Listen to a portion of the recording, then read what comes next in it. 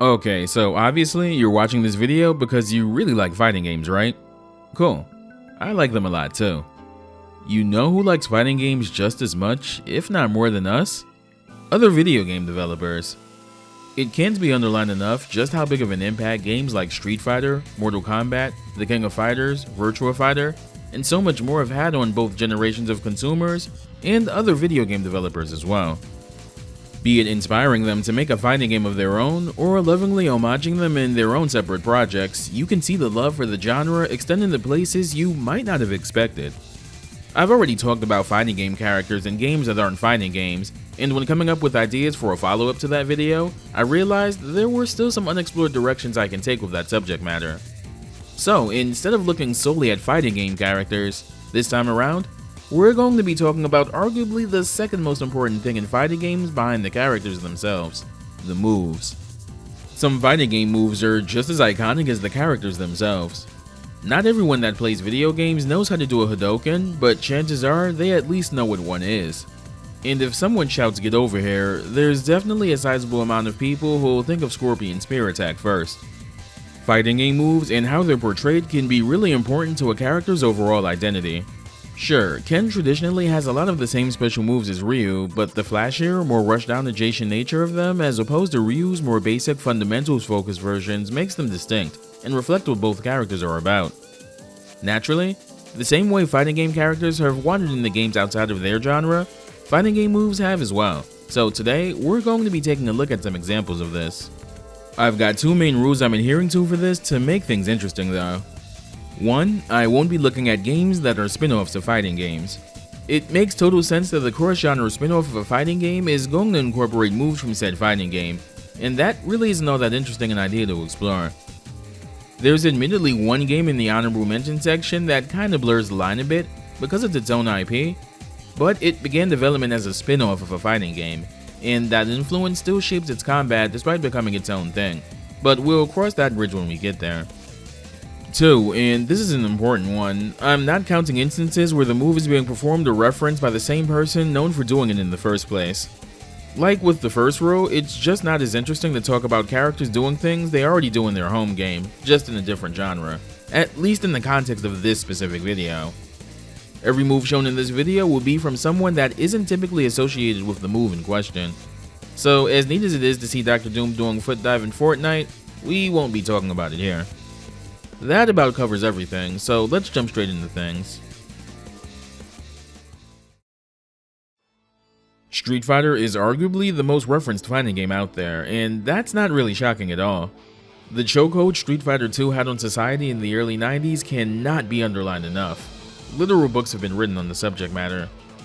Because it's the series that gets mentioned the most in this video, I'm going to be bouncing around between games that reference it instead of just talking about all of the games that do so in one shot.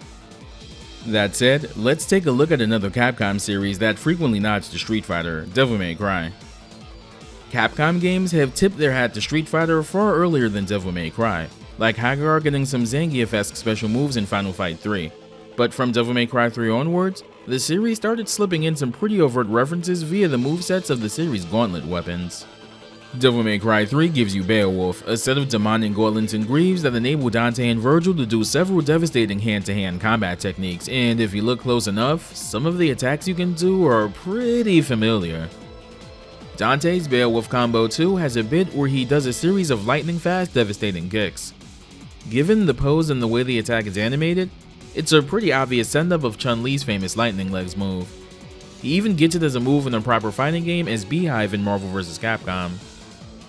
Dante also has a Beowulf move called Beast Uppercut.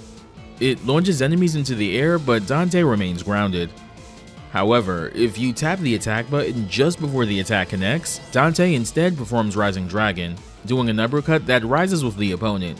And yeah, as the name implies, it's straight up the Shoryuken. It gets better though. Beast Uppercut can actually be charged, and if you charge it all the way and then perform Rising Dragon, it'll go higher, hit multiple times, and most notably, has Dante spinning rapidly as he does it. This one is basically Kenshin Ryuken. There's something for Ryu fans too though. Enter Real Impact, Dante's technically most damaging move in Devil May Cry 3. Let's take a look at the move and see if you can guess what the reference is here. If you said the Shin Shoryuken, you're absolutely right, and the little pause before the uppercut takes effect is what immediately sells it. Granted, Dante only uses one fist for the whole attack as opposed to Ryu using a separate one for the initial hit and the actual Shoryuken, but the animation work is too obviously deliberate to not be a shout out, given the rest of the references. There's also an extension for real impact that can be done in the air as well, and yeah, it's the Tatsu.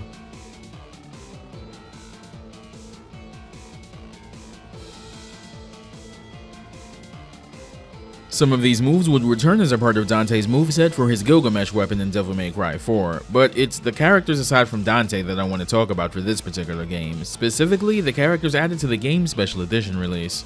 One such character is Trish, who shares a campaign with Lady, also newly playable, and has a moveset that's a mix of some of the stuff she can do in Devil May Cry 2, along with some new techniques, and even a little bit of inspiration from our Marvel vs. Capcom 3 lightning traps. Like in both DMC2 and Marvel 3, she has Round Trip, a series staple, and while it's active, she gets access to a hand-to-hand combat style known as Bare Knuckle. One of her combos in this mode finishes with what's essentially an electrified version of Spinning Bird Kick. Virgil returns as a playable character in DMC4 Special Edition, and gets back pretty much all of his Devil May Cry 3 Special Edition tools, along with some additional moves for those weapons. One such move is Dragon Breaker, done with Beowulf.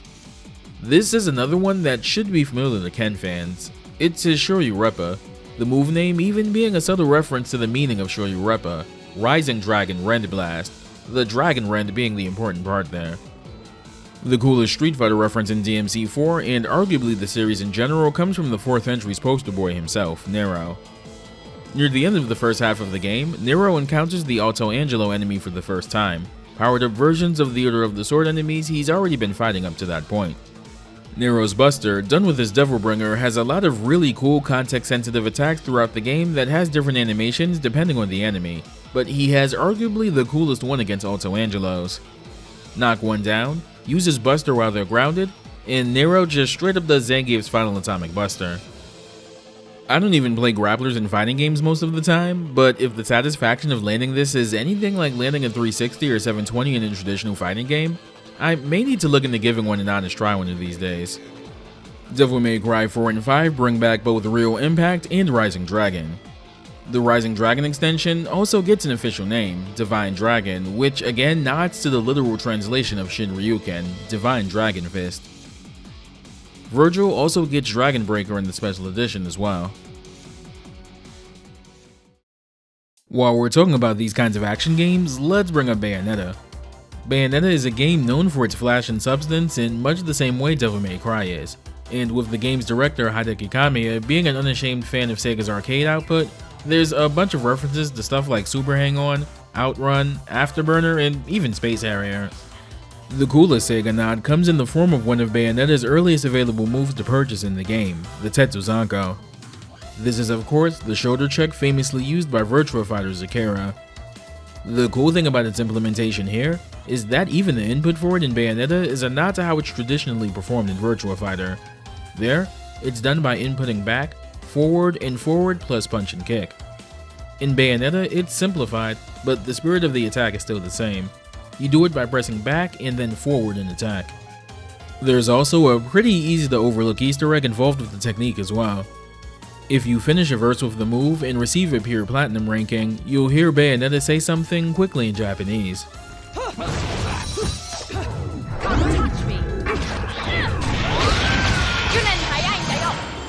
This is Akira's iconic Virtua Fighter win quote that translates to "You're 10 years too early." The Tetsuzango, or Iron Mountain Lean as it translates to in English, is a technique from the Chinese martial art Bajishuan, of which there's many practitioners in fighting games, so this move gets around. Characters like Yoon in Street Fighter, Paul in Tekken, and a few others have variations of it. Hell, even the damn Daytona USA car had it in its one fighting game appearance. It's not even the only Platinum game to feature the move, honestly. Since we're talking Sega, we've got to bring up Sonic. Hate him or love him, the blue blur is synonymous with the Sega name, and has even himself been in a few fighting games like Sonic the Fighters and Sonic Battle to name a few. That said, the most overt reference to a fighting game in the series doesn't come from any of his fighting game exploits, or even the main Genesis or Dreamcast games. No, for this one, we have to go back to 1993's Sonic Chaos, released on the 8-bit Master System and Sega Game Gear. Sonic Chaos is one of a handful of Sonic games on the platform, and it's okay. I have a soft spot for the Game Gear Sonic games since I grew up with most of them, but they're not like secretly super underrated games or anything. They're adequate. Chaos probably does at least deserve mention for being the very first game that allowed the player to control Tails flying, which is pretty neat. The game houses a pretty random Easter egg that you have to go pretty far out of your way to find though. First, get to the game's title screen and press down down, up up, left right, and 1. You'll hear a confirmation sound and be taken to a secret sound test menu where you can listen to the game's music. And considering Sonic games have some of the most consistently fantastic music out there, that's not a bad proposition at all. You've probably noticed Sonic standing under the menu itself and not really doing anything of note, but there's a neat thing you can do here. If you input a quarter circle forward motion and press 1, Sonic will pause before posing and shooting out a little fireball. The fireball looks nothing like the Hadouken, but given the input and the time frame the game came out in, it's pretty clearly meant to be. I'm sure this was just the doings of some board programmer at Aspect, the game's developer, but it's probably the most memorable thing from the game for someone uniquely fighting game and Sonic pilled like me. Would you believe Sonic wasn't even the only blue character to get the Hadouken in 1993 though? Alright, there was absolutely no way I could do this video and not talk about what's probably the most famous instance of this specific subject, the secret Street Fighter moves in the Mega Man X games. If you're watching this video, chances are you're familiar with the structure of the early Mega Man games. Pop 8 bosses in any order you choose, get their powers, run a gauntlet of 4 or so final stages before facing down the final boss, and boom. The method of earning the Hadouken in Mega Man X is anything but typical. In fact, it sounds like one of those really asinine fake rumors you'd hear in the playground as a kid in the 90s. Some me under the truck type shit, you know? To get the Hadouken, you have to have every weapon, sub-tank, armor piece, and heart tank collected and head to Armored Armadillo stage. There, at the very last minecart section, jump at the very end to reach a ledge above the boss entrance door with an energy pellet. Collect it, and then jump into the pit to lose a life. Do this a few more times and a capsule much like the ones Dr. Light uses to grant X armor parts will appear in place of the energy. Dr. Light, hilariously dressed up in Ryu's gi, will grant X the Hadouken, a move that essentially instantly kills damn near everything in the game. The catch is that X has to be at full health to do it. Still though, considering you need 4 sub-tanks to even have a chance of getting this, you pretty much have 5 shots at getting one off, assuming you keep full sub-tanks. It's initiated the exact way you'd think, with a quarter circle forward motion and then the shoot button. X even does a little Hadouken shout, notable in that it's the game's only voice clip. This would start a long-running, but not quite consistent trend of the Mega Man X games having obvious shoutouts to Street Fighter. Mega Man X2 follows this up with the Shoryuken as a similarly overpowered unlockable move, though it's nowhere near as obtuse to find. It just requires knowing where to look in a certain endgame level. There, it's pretty clearly based on Ken's flaming variation, and it's predictably done with a Dragon Punch motion and hitting the shoot button. The Game Boy Color interquels like Mega Man Extreme and Mega Man Extreme 2 allow you to unlock both the Hadouken and Shoryuken, though they're not instant kills like in X1 and X2. They still do heavy damage though. Mega Man X4 would extend this to one of its Maverick bosses, Magma Dragoon. Right off the bat, you can see the Akuma-esque prayer beads around his neck and figure out exactly what he's about, and sure enough, he fires off Hadoukens and Shoryukens during the fight. Pretty cool. Hadouken! Hadouken! Hadouken! Zero in particular has the most fighting game history of any Mega Man character outside of Raw, so let's actually focus on him for a bit here. In Mega Man X8, Zero can obtain the K-Knuckle, a set of brass knuckles that he can use to replace his Z-Saber moveset with some familiar fighting game moves. He has a move called the Shoryuken, and he also calls it out as such, but the move itself seems more like Ken's Shinryuken, given the spinning. He has the Senpu Kyaku that he can also do in the air, which is basically the Tatsumaki.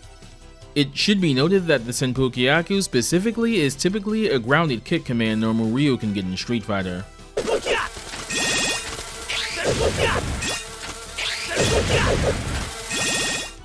Zero can also perform a flaming dive kick, and the pose he takes during it pretty firmly establishes it as a shoutout to Akuma's own dive kick.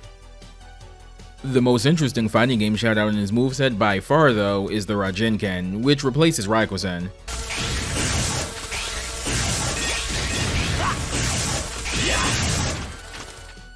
And yeah, it's just straight up the Electric Wind God Fist from Tekken.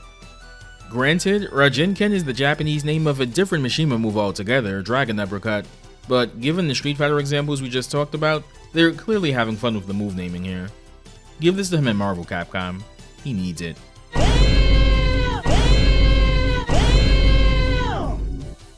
Last but not least is the Gazenha, which pretty clearly seems to be a shoutout to Terry Bogart's round wave from Real Bout Fatal Fury.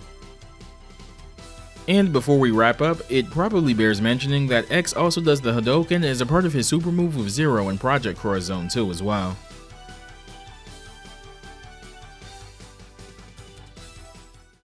Actually, let's talk about Tekken a bit more. Tekken moves don't get referenced independent of the characters all that much outside of Tekken because when Tekken usually gets referenced in something, they tend to go all in, like Kuma in Alpine Racer or Heihachi in Pac-Man Fever. There was one example that came to mind though, and it's from probably my favorite entry in the series I'm a big fan of. Tales of is Namco's long-running action RPG series. What set Tales apart from the likes of Final Fantasy, or even other action RPGs like the Mana games, was its real-time combo-based combat, starting with the linear motion battle system introduced in the first entry, with subsequent games iterating on that concept. Tales games historically haven't been as high budgeted as some other stuff in the RPG space, like most of Square's output, and some of the games can even be seen as a little shabby, but in my opinion, they're kind of RPG comfort food. I'm not playing for the production values, I'm playing for the good vibes and the warm blanket of familiarity, for better or worse. My favorite game in the series is 2005's Tales of the Abyss, originally released for the PlayStation 2. Writing in Tales games can be pretty hit or miss depending on the game, but most people generally point to Abyss as one of the best written games in the series, and I'd be inclined to agree. It's about the sheltered, pampered son of a duke that gets swept away across the world thanks to a mysterious power that goes off during an assassination attempt on his mentor, and things only get more buck wild from there. Bamco, if you're watching, please remaster or remake this. I'm tired of dragging out my PS2 or 3DS just to play this. Back on topic, Tales games tend to wear their Namco heritage on their sleeve, with all sorts of fun nods to Namco IP littered about the games. Some entries have the special flag from Rally X as an important mechanical item, and one of Abyss's party members straight up has a Pac-Man belt buckle. One such way the series also shouts out other Namco IP is through costumes. Tales games are known for having distinct alternate costumes for characters, sometimes unlockable and sometimes as DLC, and sometimes they'll even reference characters from other games outside of Tales. The focus of this particular shoutout is Anis, a party member in Abyss that fights with a doll she carries around named Tokunaga, who can be animated through the use of the game world's equivalent to magic. Anis can also craft different variations of Tokunaga, some of which are references to other Tales characters. One that she can craft late in the game is straight up based off of Heihachi though. Even cooler, this costume comes with two special arts. Arts are basically the special moves in Tales games. You can generally combo into them from basic melee attacks, and some arts can be comboed into stronger arts from there. The two arts she gets are actually two of Heihachi's moves. The first is Demon Breath.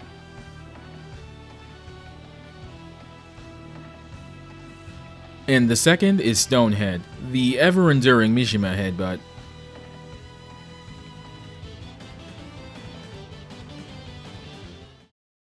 Kirby is a series that tends to wear many different hats, no doubt due to how versatile its core conceit of a character that can copy other characters' powers is. It also has a lot of fun with that idea, making some of the copy abilities over time overt references to other Nintendo IP, like Sword Kirby being a send-up of Link from The Legend of Zelda. Most relevant to this video is Fighter Kirby, debuting in Kirby Superstar on the Super Nintendo. Kirby can traditionally obtain this from the Knuckle Joe enemy in the series.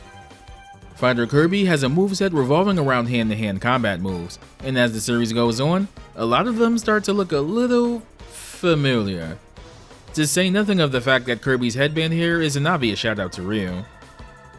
Rising Break's been a part of the fighter moveset from the very beginning, and yeah, it's basically the Shoryuken, though Kirby can do it in the air as well. In Kirby and the Amazing Mirror and Squeak Squad, the move list gets expanded a bit, and one of the new moves is the triple spin kick, which definitely seems reminiscent of the Tatsu. He also gets a new projectile, the Force Blast. It's a fireball not unlike the Hadouken. Return to Dreamland onwards is when they really double down on the Street Fighter shoutouts though. Force Blast returns, as does the multiple charge levels. Now however, Kirby can perform an instant Mega Force Blast, which allows him to shoot what's essentially a partially charged fireball without actually having to perform the charge.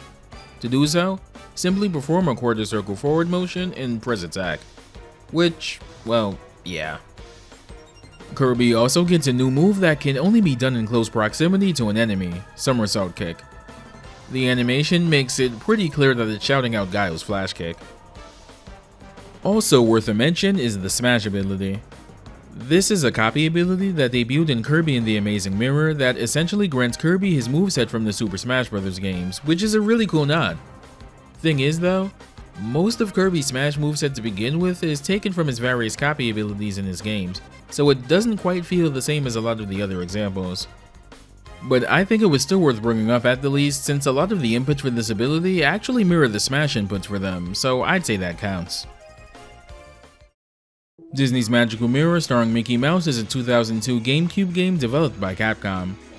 Unlike most of Capcom's previous output with Disney licenses, this game wasn't a platformer or action game of any sort, instead being a point-and-click adventure game taking place inside of a mirror world that Mickey finds himself trapped in.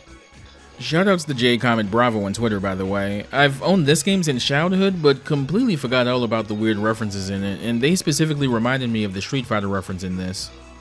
So to get footage, I booted it up on my Wii and started a new playthrough, and before I even get to the relevant stuff, let me just say, this is a wonderfully bizarre video game.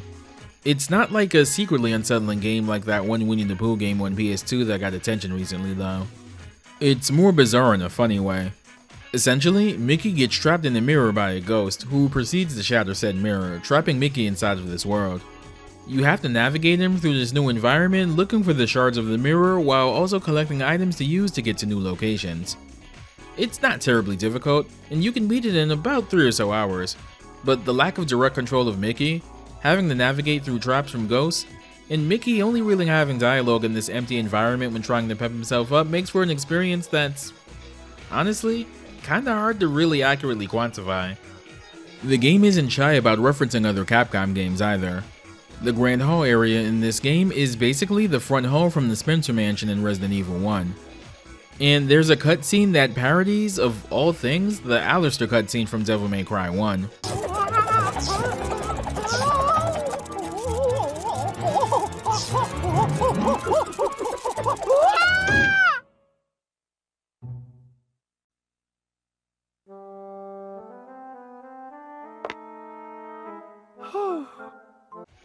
The most overt reference, however, comes from very late in the game, where Mickey finds his way into a cellar full of barrels that start coming after him, so he starts breaking them the only way he knows how, in the style of the barrel breaking minigame from Street Fighter 2. He even takes up the Shoto idol stance. Here, you can press up and A to do a Shoryuken, and hold A to charge a Hadouken.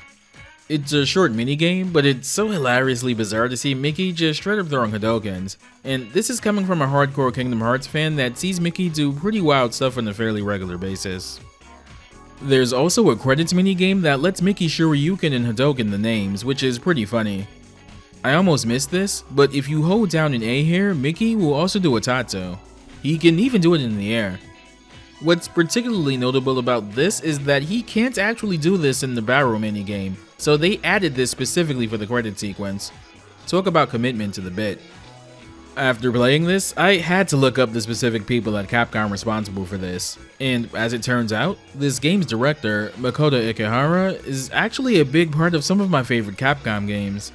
He directed Breath of Fire 3, 4, and Dragon Quarter, was the lead writer for Mega Man X8 and Maverick Hunter X, as well as Dead Rising and both Dragon's Dogma games. Most relevantly to this video though, he was also a planner on Street Fighter 6, having written the scenario for the World Tour mode in that game. Suddenly, all the Breath of Fire references and cameos in that mode make a lot more sense. Speaking of Breath of Fire, the Disembowel ability in Breath of Fire 3 and especially 4 is a shout out to the Raging Demon. The BOF 4 version in particular even uses the same hit sparks as the Street Fighter Alpha series version. Castlevania is a series that's always been really delightfully tongue-in-cheek about what it references, from JoJo poses and attacks to even nods to other Konami series. Castlevania Order of Ecclesia has one such nod, though it's easy to miss if you're not a huge fan of what's being referenced. Shinoa, the game's main character, has the ability to empower herself with glyphs, which she can absorb from enemies, as well as artifacts to use for herself. By and large, it's basically her equivalent to the soul system used in previous Castlevania games. One glyph she can obtain is Numa, a wind-based glyph. Equipping it allows her to fire off a slash of wind-based energy, and she does it in a fashion pretty similar to a certain fighting game villain's Rabuken. It gets better though. Glyphs in this game can be dual-wielded in both hands, and she can do it with this one as well. But if she fires one and then immediately fires another, they'll combine to make a bigger one. This one's basically Geese's double Rabuken. And just when you think it couldn't get any more blatant, we have glyph unions. These are special attacks not unlike the item crashes the series is already known for, and each glyph has a unique union when dual wielded. Shinoa's... yeah, that's just Raging Storm flat out. When Shinoa actually got her chance to make it into a fighting game proper with Castlevania Judgment, Aiding, the game's developer, gave her this glyph, and it's even more like the Rabuken this time around. Her super even ends with the Raging Storm-like glyph union. Also, Dracula has a kick attack in this game whose visual effects look similar to Rugal's Genocide Cutter. Just thought that was a fun little thing worth mentioning. Scott Pilgrim vs. the World might honestly have some of the most bonkers video game references I've seen stuffed into a single game, fighting game themed or otherwise. This really isn't a surprise given the source material, but the development team really went above and beyond here. Some of the references come from the player character's special moves, like Scott just straight up having the Tatsumaki as a special move. Some of the bosses even get in on the fun though, and one such boss is Todd Ingram, Ramona's third evil ex and the game's third boss. The Scott Pilgrim universe humorously rose with the idea of being vegan giving you superpowers, so he has a bunch of telekinesis moves and such to drive that home. He has a desperation attack he'll pull off every now and then, and if you know your anime, you can see it's pretty obviously an Akira reference. But the way the super is animated specifically is also deliberately a reference to another Akira shoutout and or infringement. It's animated exactly like K49's infamous super from The King of Fighters 2002. The background is even the same. My personal favorite fighting game nod comes from the game's 6th stage set in the forest. One of the enemies you can run into are some aggressive looking weasel looking animals. Take a closer look at the attacks they're doing though, and it becomes clear they're not weasels, they're Wolverines. And they're essentially doing what looks like Wolverine's standing heavy punch from the Marvel vs. Capcom games. And they dash forward a bit before doing it, not unlike his Berserker Slash from the same series. A lot of the staff at Ubisoft Montreal that developed Scott Pilgrim vs. the World left the company not too long after the game's release and formed their own studio, Tribute Games, dedicated to crafting 2D sprite-based games, releasing games like Flint Hook, Mercenary Kings, and Panzer Paladin. Their best known game by far, however, is Teenage Mutant Ninja Turtles Shredder's Revenge, a lovingly crafted beat-em-up that's about as close to a sequel to Konami's 1990s Turtles brawlers as it gets without explicitly saying so. And just like Scott Pilgrim, this game has a metric ton of references to other video games and even other media in general. A lot of the video game references in particular also happen to be fighting game references. Nearly every base roster character in the game has at least one move that either looks or functions exactly like another fighting game character's moves, and this was deliberate. The developers are on record for saying that a lot of the movesets and specifically their animations were fighting game inspired. One character they specifically highlighted was April O'Neil, who was given attacks and animations from various women in fighting games. There's two instances that immediately stand out.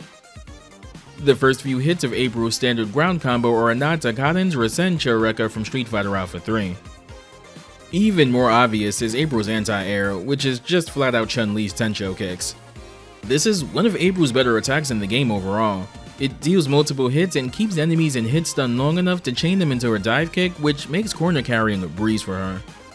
Splinter has some Capcom heat as well. This special spinning attack that can be initiated from certain items is basically the Tatsumaki. And he borrows his anti-air attack from another Street Fighter character, specifically Gen and his Gekiro special move, though Splinter doesn't have the optional kick follow-ups Gen has.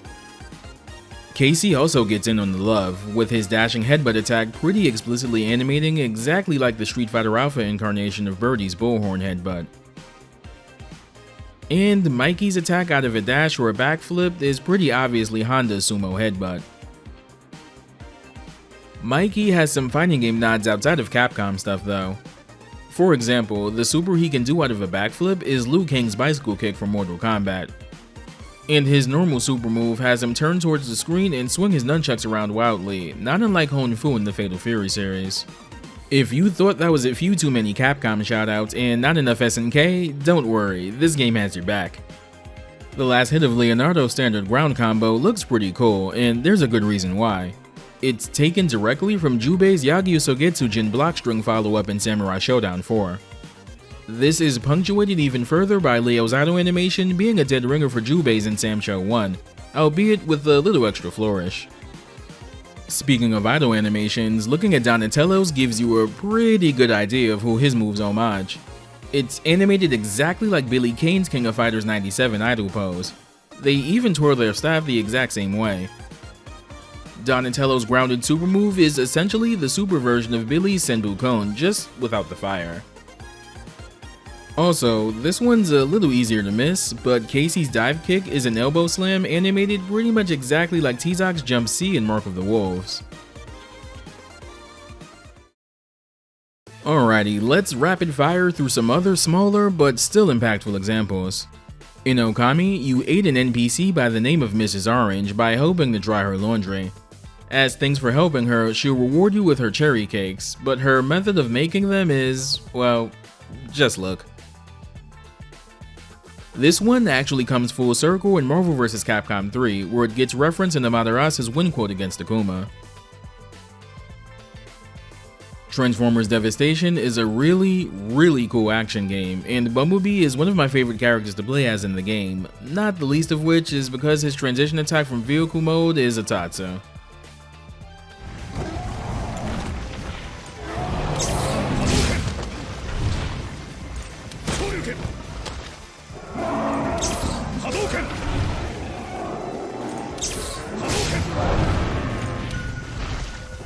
Yakuza games are known for their asset reuse, and not in a derogatory way, but an efficient one. Having a library of animations and assets to pull from on hand is part of what allows them to put out so many polished, high-quality games at the rate they do.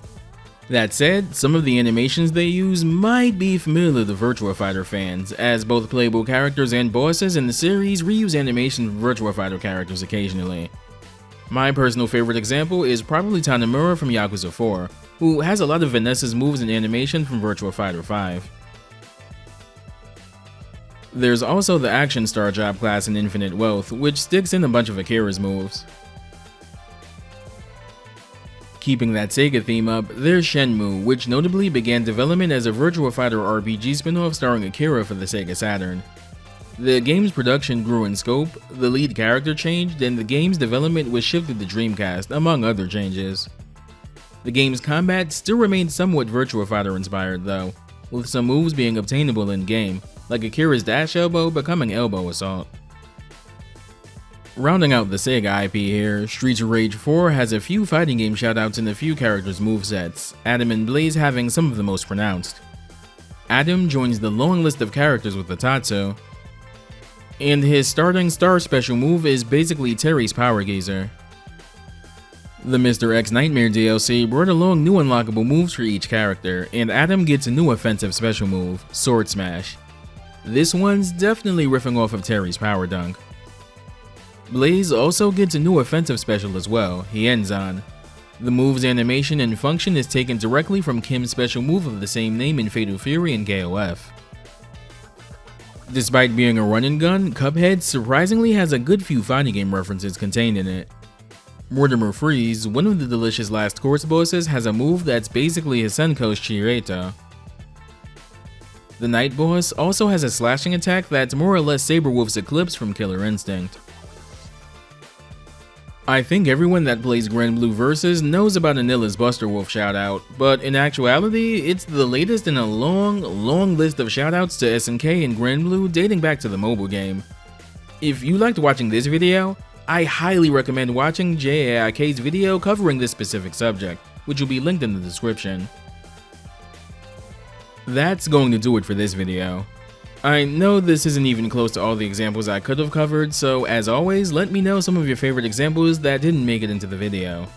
Take care, stay safe, and I'll see you next video.